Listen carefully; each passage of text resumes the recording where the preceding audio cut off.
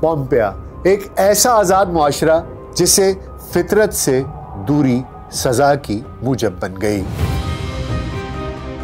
कदीम यूरोप का जदीद शहर जिसने ज़ीब्रा क्रॉसिंग इजाद की।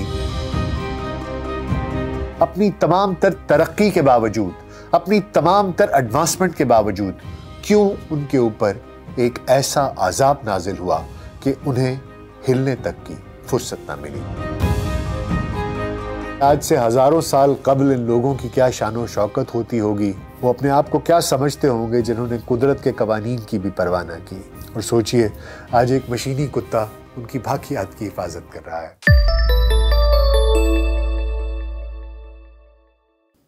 वीएलसी पॉडकास्ट में डॉक्टर नासिर बेग के साथ आपकी खिदमत में हाजिर हैं। अस्सलाम वालेकुम। इंसान अज़ल से नफ्स का गुलाम रहा है। नफ्स की इस गुलामी से निजात के लिए इंसान ने समाज को तश्कील दिया, मुआशरे को तश्कील दिया। दुनिया के हर समाज ने अपनी ज़रूरियात और तहफ़्फ़ुज़ के लिए रस्म व रिवाज बनाए। इन रस्म व रिवाज की खिलाफ वर्जी करने वालों के लिए कवानीन मुतारिफ कराए, जज़ा और सज़ा का निज़ाम कायम किया। ये सारा अमल इर्तकाई है और इसी इर्तकाई अमल के नतीजे में एक तहजीब वजूद में आती है। तारीख गवाह है कि दुनिया की हर कदीम तहजीब में इंसानों का एक गिरोह ऐसा ज़रूर रहा है जो वसाइल पर काबिज रहा, और इस गिरोह ने ना तो कभी अपने समाजी रस्म व रिवाज की पाबंदी की और ना ही कभी ये कायदे कानून को खातिर में लाए। नफ्स के गुलामों को हिदायत का रास्ता दिखाने के लिए ही खुदाई मज़ाहिब ज़मीन पर उतारे गए। 1,24,000 पैगंबर मबूस हुए।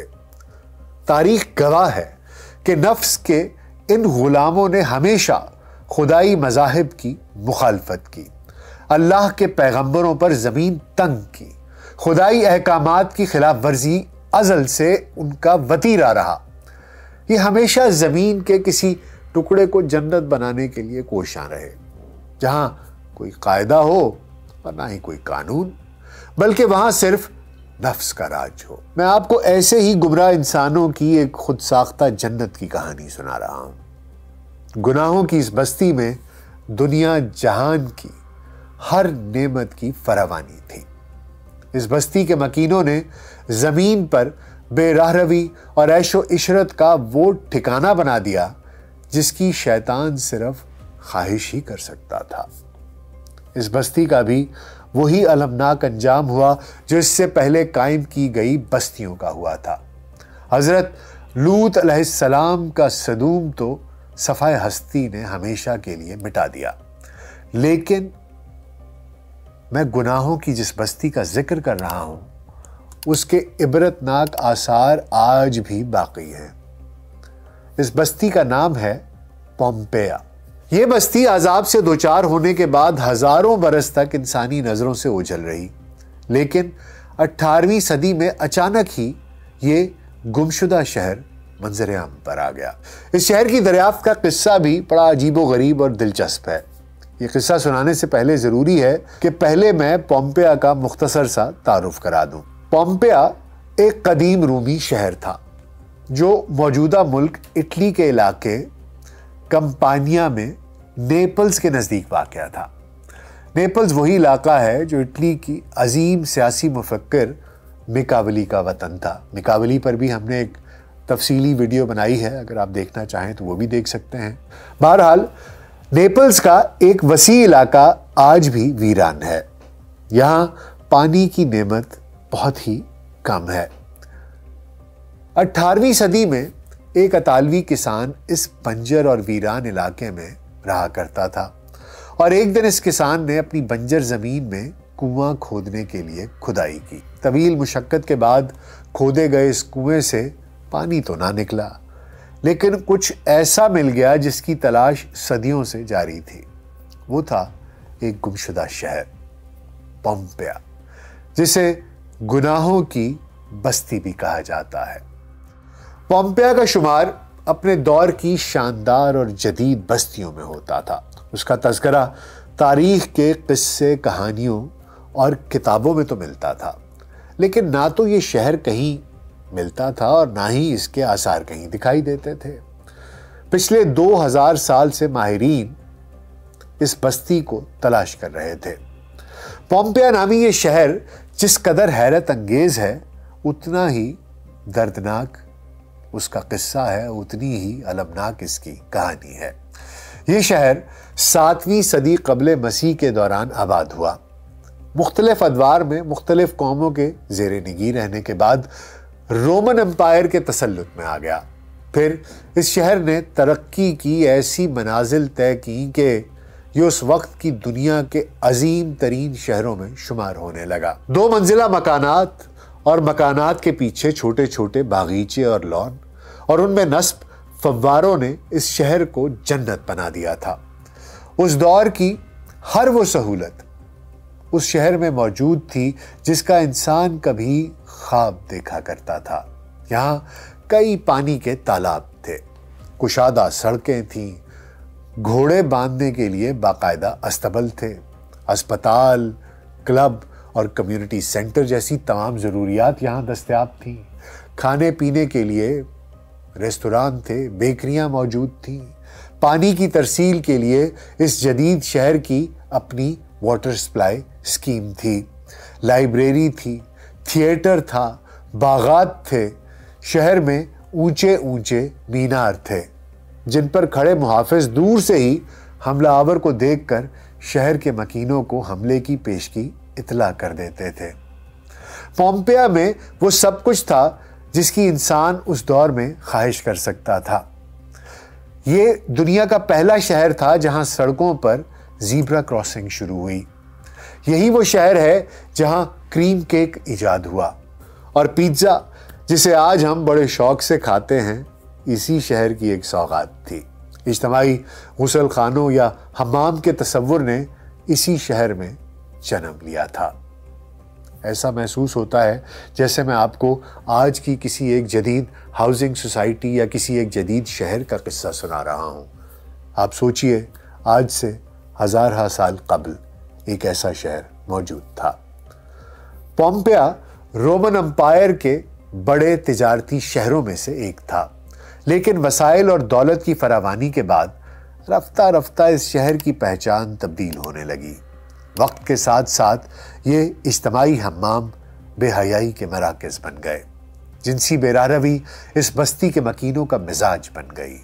پھر وہ وقت آیا جب زراعت اور تجارت اس شہر کی پہچان نہ رہی، بلکہ پومپیا ایک آزاد معاشرہ یا فری سوسائٹی کا علم بردار ایک سمبل بن کر رہ گیا، جہاں جنسی تعلقات پر کسی قسم کی کوئی پابندی تھی اور نہ ہی اسے کوئی معیوب سمجھا جاتا تھا۔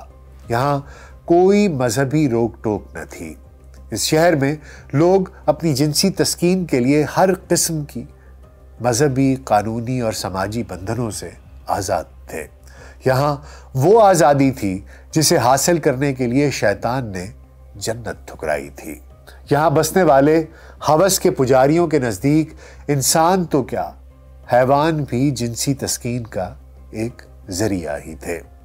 اگرچہ اس شہر کے آس پاس ہریالی تھی، کھیت اور کھلیان تھے، بے شمار باغات بھی تھے، پھلوں اور پھولوں کی بہتات تھی، لیکن اس کے باوجود گناہوں کی اس بستی کے مکینوں کا اصل پیشہ اور ذریعہ آمدن جسم فروشی ہی تھا۔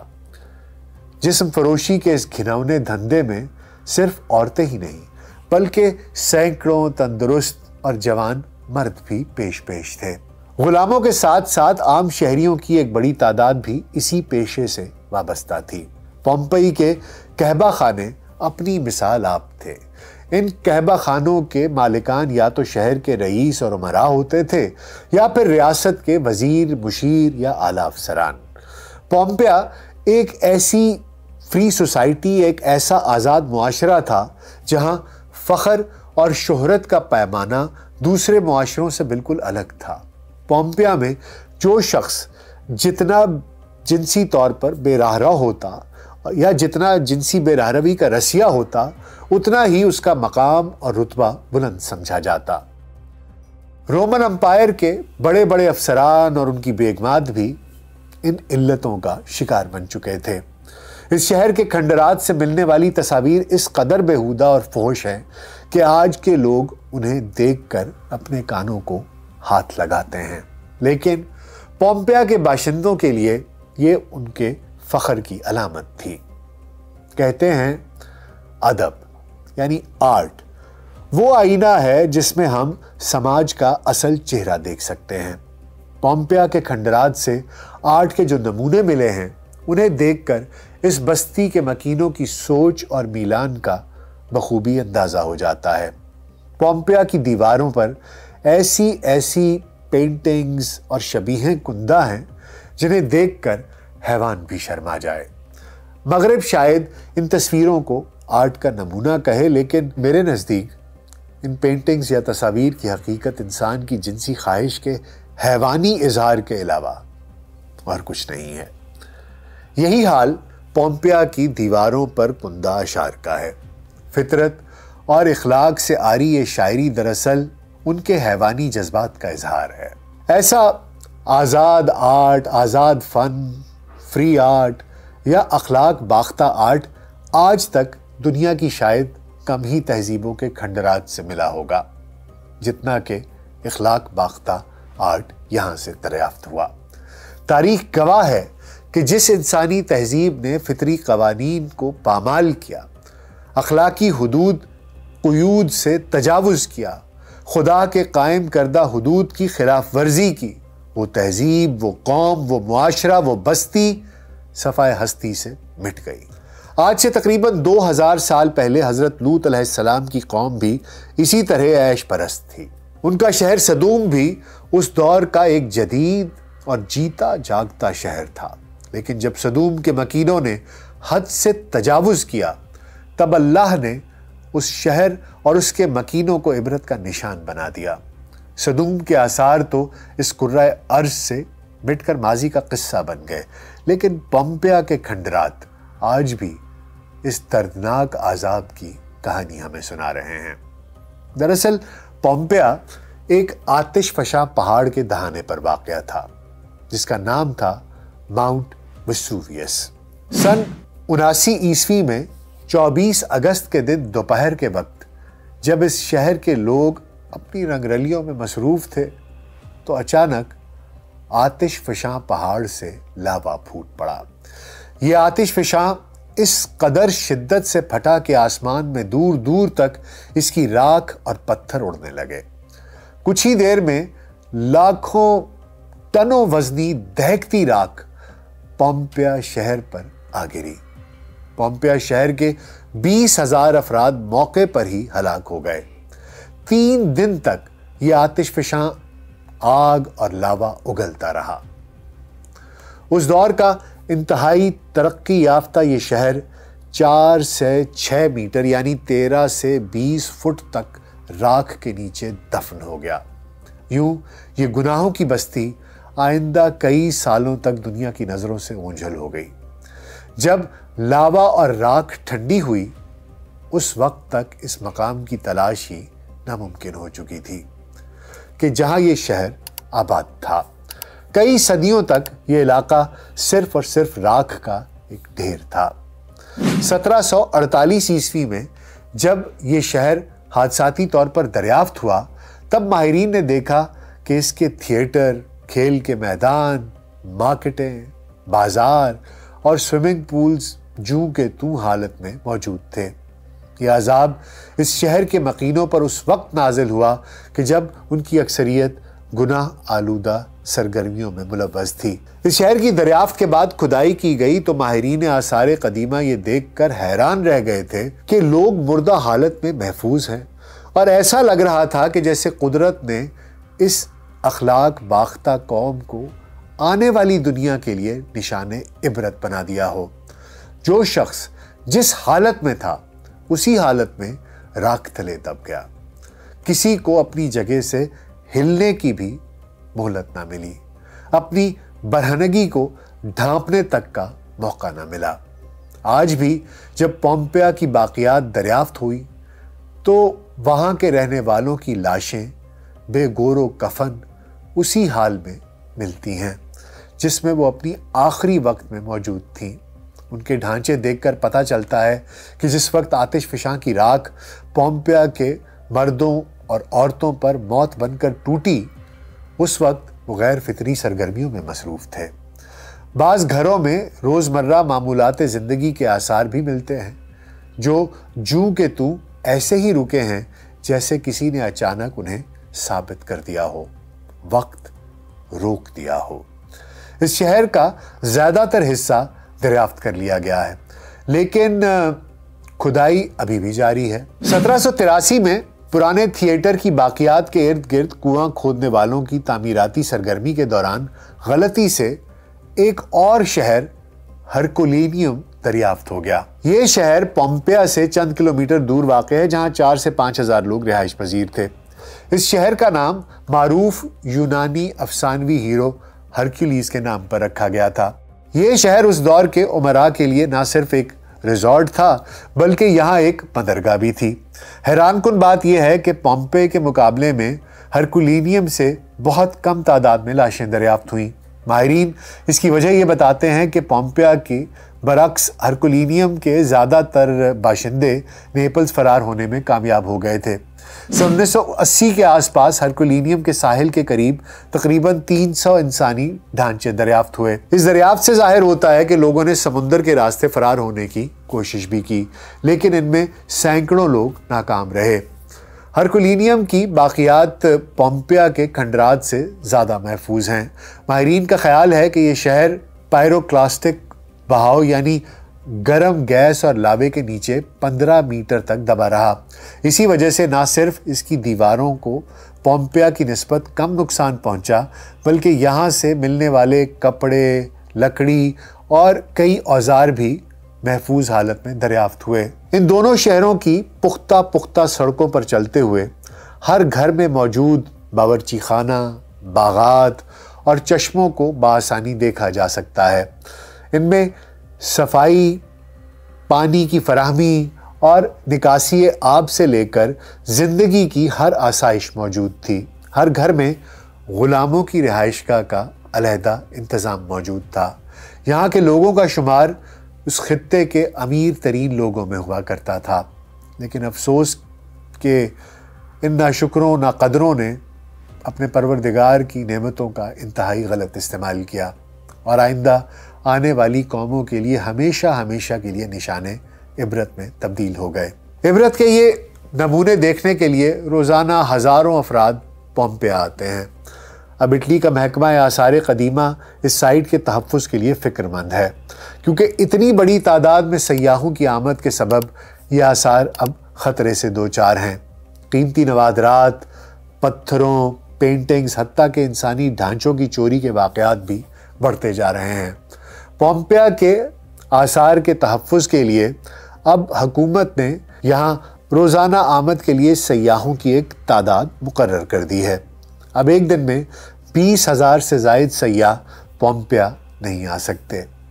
ماہرین کے مطابق 79 عیسوی میں جب پومپیا تباہ ہوا، اس وقت اس شہر میں عیسائیت کا کوئی نام و نشان نہ تھا، کیونکہ 2 صدی عیسوی تک صلیب ایک مقبول مسیحی شکل نہیں بنی تھی۔ خفیہ عیسائی علامتیں بڑے پیمانے پر ظلم و ستم کے ادوار یعنی 3 صدی کے بعد سے سامنے آئیں۔ پومپیا میں لاطینی بولنے والے یہودیوں کی بڑی تعداد آباد تھی۔ اس شہر کی تباہ حال دیواروں پر جو خفیہ الفاظ اور علامتیں موجود ہیں، ایسی کئی علامتوں کا یہودیت سے تعلق بہرحال ثابت ضرور ہوتا ہے، اور ماہرین اس بات کا کھوج لگا رہے ہیں کہ پومپیا کے باشندوں کی نسل کون سی تھی، ان کے خاندانی تعلقات کیسے تھے۔ اس کے لیے انہوں نے پومپیا سے ملنے والے انسانی ڈھانچوں کا ڈی این اے ٹیسٹ بھی لیا ہے۔ اسی ڈی این اے کی رپورٹ سے پتہ چلا ہے کہ کچھ جو ڈھانچے وہاں سے ملے تھے جن کو وہ سمجھتے تھے کہ 2 خواتین کے ہیں، تو انہیں معلوم ہوا کہ ان 2 خواتین کے ڈھانچوں میں سے جو کہ ایک بیڈ پر ملے وہ آپس میں بہنیں نہیں تھیں، بلکہ ان میں سے ایک مرد تھا۔ اور تحقیق سے یہ بھی پتہ چلا کہ جس مرد کے ڈھانچے کی گود میں ایک بچہ تھا وہ اس مرد کا بچہ نہیں تھا، اس کا ڈی این اے اس بچے سے میچ نہیں کرتا۔ ماہرین کی تحقیق کے مطابق پومپیا ایک کثیر الثقافتی شہر تھا۔ اس شہر کا خاندانی نظام اور اس کے باسیوں کے سماجی تعلقات آج کے زمانے کے لحاظ سے پیچیدگی کا شکار تھے، کیونکہ ان میں زیادہ تر افراد مختلف آبادیوں سے آئے تھے۔ 2000 سال پرانے ان کھنڈرات کا تحفظ اطالوی حکومت کے لیے ایک چیلنج سے کم نہیں۔ اب انہوں نے اس جائے عبرت میں مسلسل گشت کے لیے ایک روبوٹ کتے کو بھی مامور کر دیا ہے۔ یہ مشینی کتا نہ صرف اس شہر کی قدیم باقیات کی حفاظت کرتا ہے بلکہ چوروں کی بنائی گئی سرنگوں کا بھی سراغ لگاتا ہے۔ اور اب سوچنے کی بات یہ ہے کہ آج سے ہزاروں سال قبل ان لوگوں کی کیا شان و شوکت ہوتی ہوگی، وہ اپنے آپ کو کیا سمجھتے ہوں گے جنہوں نے قدرت کے قوانین کی بھی پرواہ نہ کی اور ایسی اخلاق سوز حرکتوں میں ملوث ہو گئے۔ لیکن پھر خدا کا عذاب نازل ہوتا ہے اور ایسے سرکشوں کو توبہ کرنے کا بھی موقع نہیں ملتا، اور ہزاروں سال بعد بھی کتنے لوگ، لاکھوں لوگ ان کو عبرت کے نشان کے طور پر دیکھتے اور جانتے اور پہچانتے ہیں۔ اور سوچئے آج ایک مشینی کتا ان کی باقیات کی حفاظت کر رہا ہے۔ یہ تھی پومپیا کی کہانی۔ امید ہے آپ کو پسند آئی ہوگی۔ اپنا بہت خیال رکھیے گا۔ شکریہ۔